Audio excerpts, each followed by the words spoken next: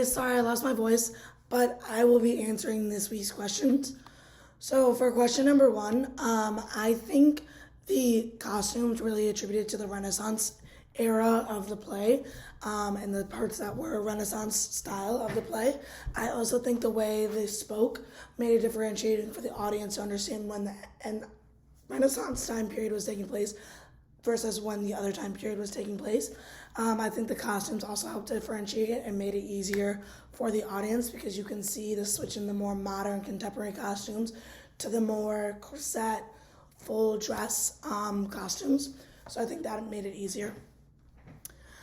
For the second question, I think child actors are integrated into the world as a more easier, lighthearted character, but they also have a lot more of an emotional tie to the play as audience and actors idolize kids and they put kids as a higher platform just because it's a more of a vulnerable, like unaware actor versus when you have older actors you put into their past, their history, and all that sort of stuff. So I think for plays and when a child is being played, it's a lot more of a vulnerable situation and the audience becomes more understanding of the child's intentions.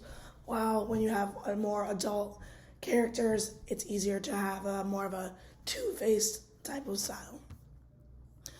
For the third question, I think the part that I mainly really didn't understand was the opening act of when the guy got pulled up. I think it was a mime, got pulled up in his bed and then they were cutting it with the chainsaws.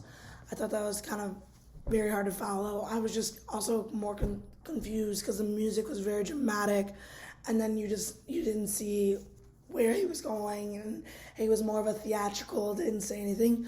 So I thought that it was kind of confusing and then I would also just transition straight into the Renaissance period. I think it was a weird transition. So it kind of made it hard to follow. Also going from that, the Renaissance and then the more modern and contemporary style acting, I think it was just kind of a confusing transition. You were kind of like, what is going on? For the identity, power, and politics, I think in the Renaissance period it was very apparent. Along with the costume as well, you were able to see who held more of a higher standard, who had more power. For example, the men who exiled the women, they were just a lot more fancier. And then you see the man she ran off with didn't have as nice as clothing. So I think it shows the level of power between the two and also the politics of banning people. And then I think the visuals and movements kind of just added to the stage presence.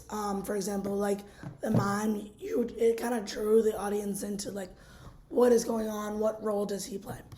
And then two questions I have is why do you think they included the mime at the beginning? And also, why do you think it was a good thing or bad thing that children were used in the play?